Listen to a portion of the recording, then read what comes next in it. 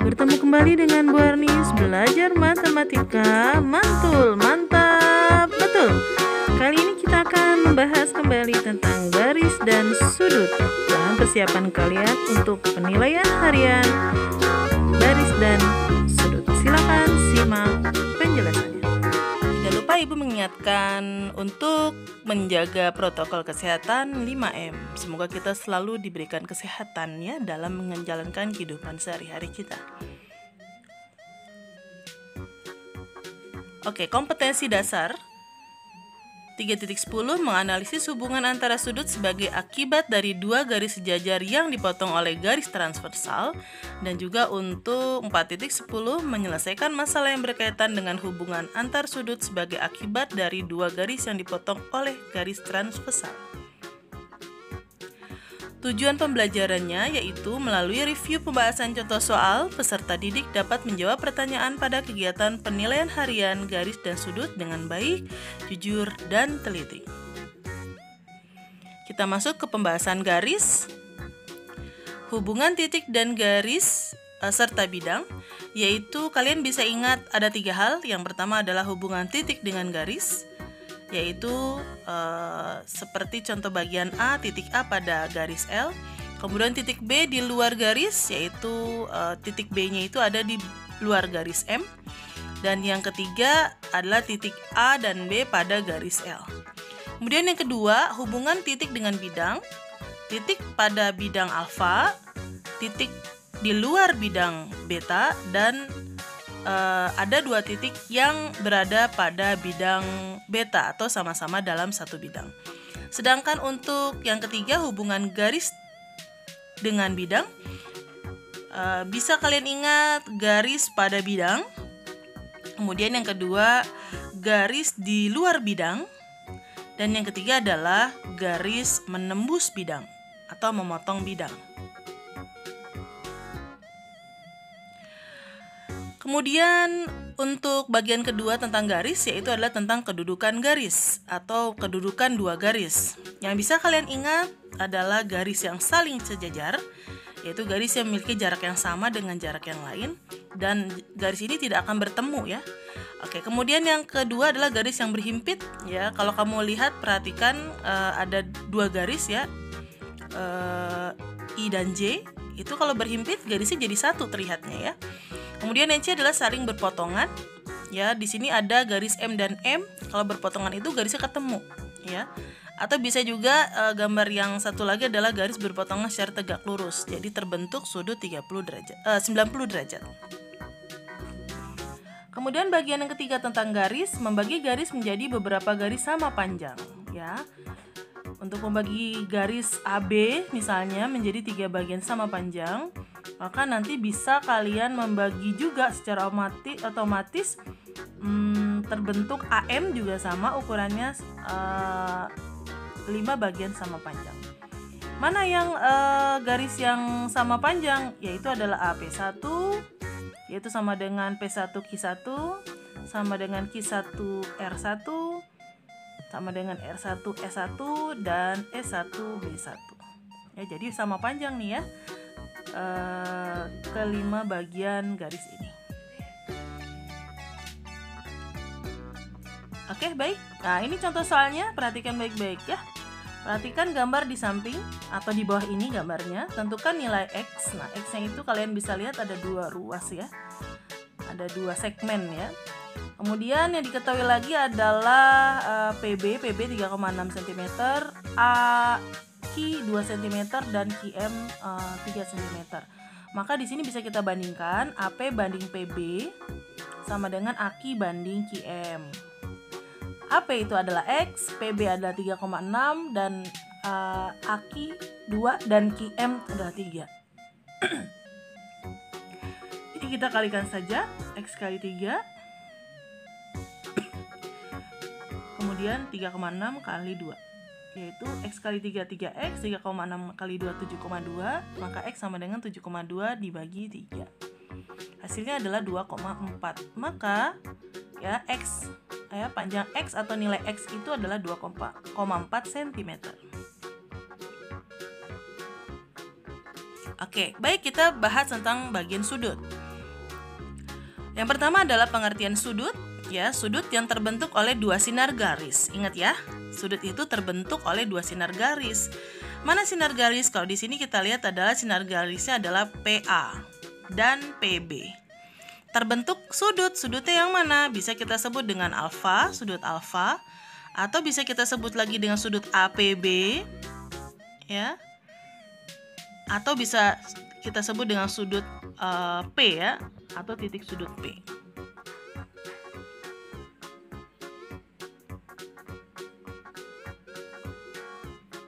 Oke, baik, lanjut. Menentukan besar sudut yang dibentuk oleh jarum jam. Ya, ini pernah kita bahas sebelumnya ya. Kalau misal kita bisa lihat contoh, tentukan sudut yang dibentuk oleh jarum jam dan jarum menit ketika menunjukkan pukul 2. Ya, seperti gambar ya.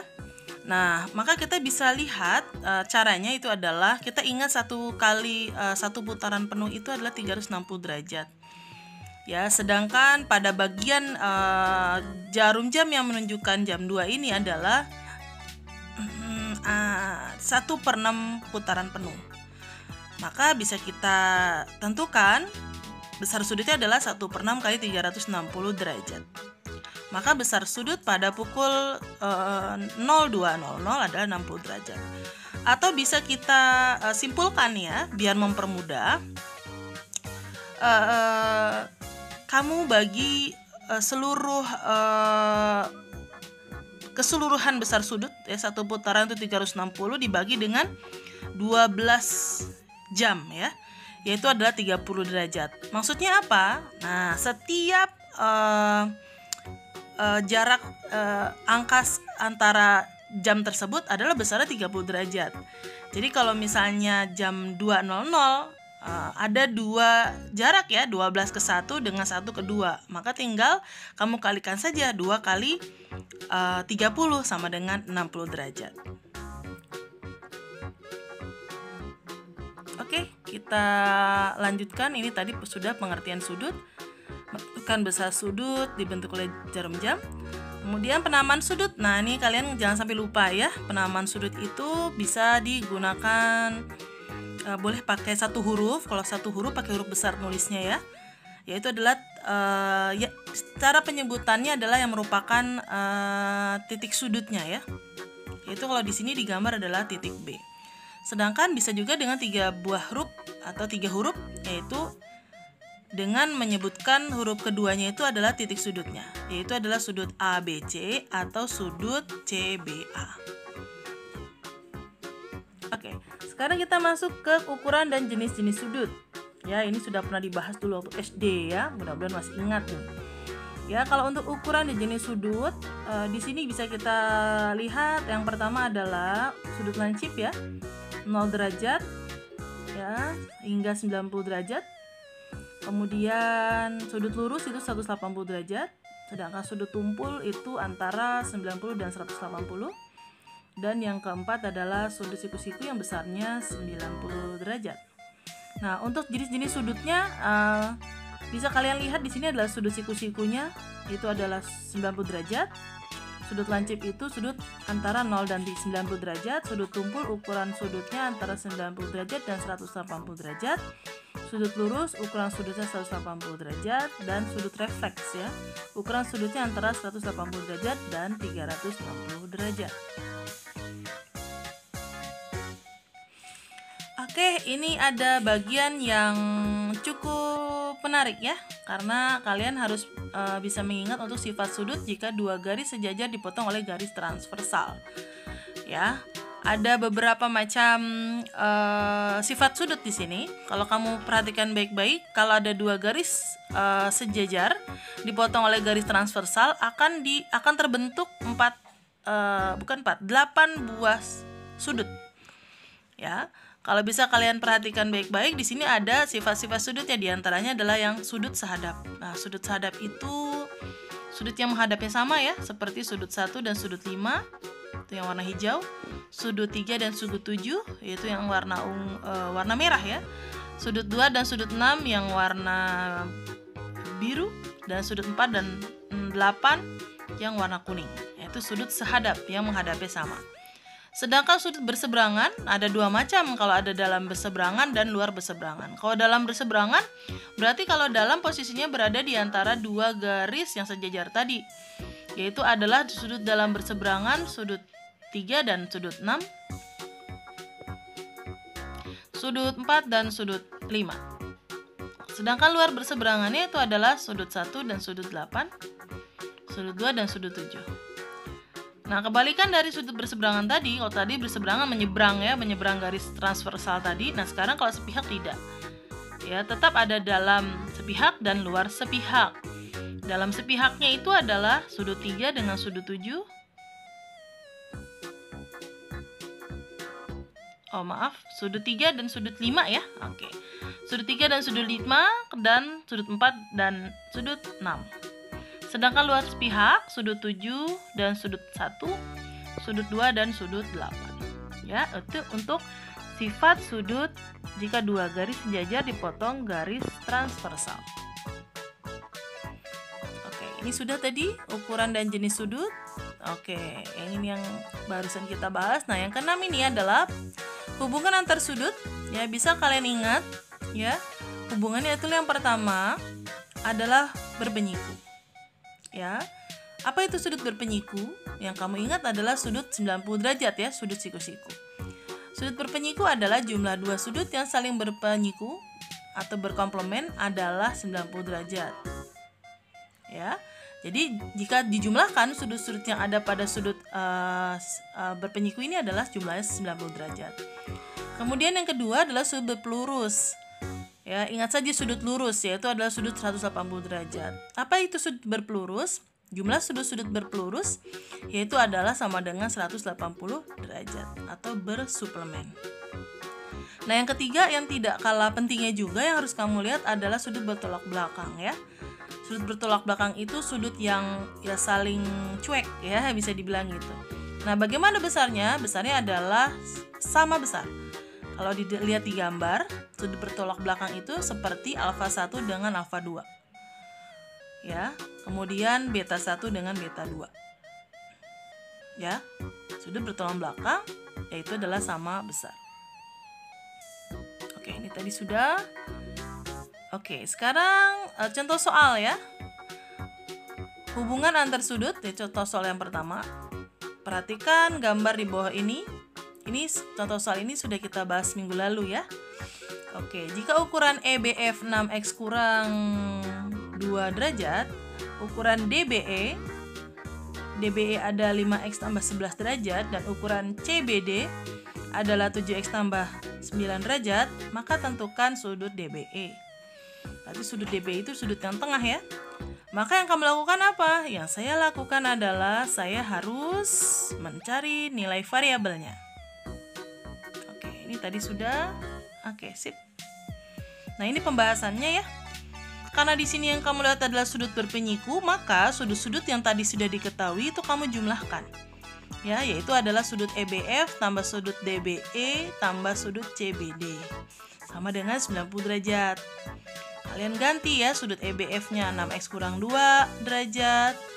Sudut DBE-nya 5x tambah 11 derajat dan sudut CBD-nya 7x tambah 9 derajat.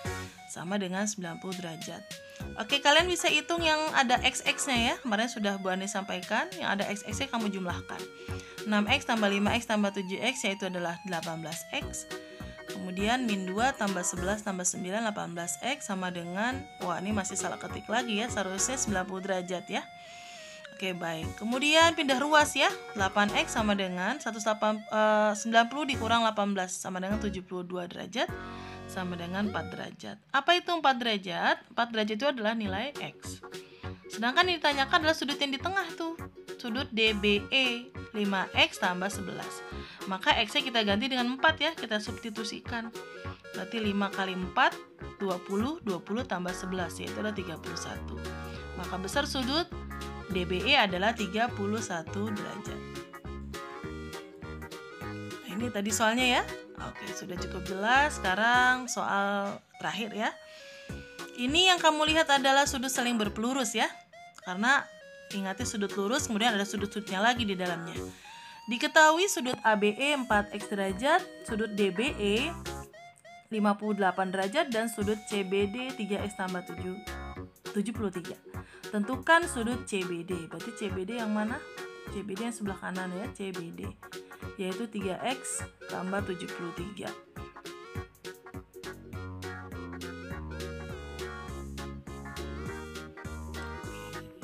Baik, nah ini dia pembahasannya ya. Karena di sini adalah sudut berpelurus, maka jumlah sudut-sudutnya kamu jumlahkan dulu ya. Sudut ABE tambah sudut DBE. Ibu ulang, sudut ABE ditambah sudut DBE ditambah sudut CBD. ABE kita ganti dengan 4x, DBE kita ganti dengan 58 derajat, dan CBD kita ganti dengan 3x tambah 73 sama dengan 180 derajat.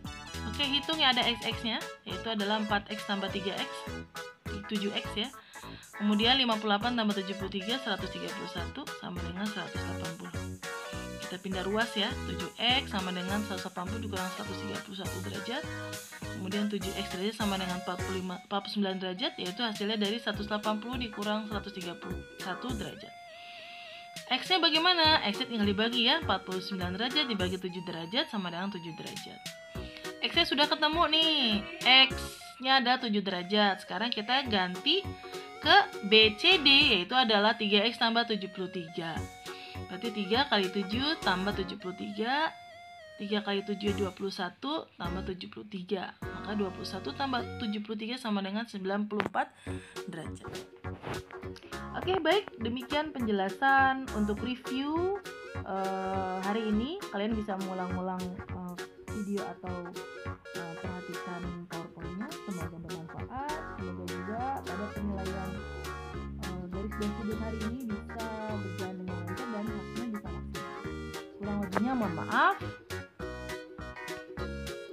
Oke. Assalamualaikum warahmatullahi wabarakatuh. Salam Math Lovers.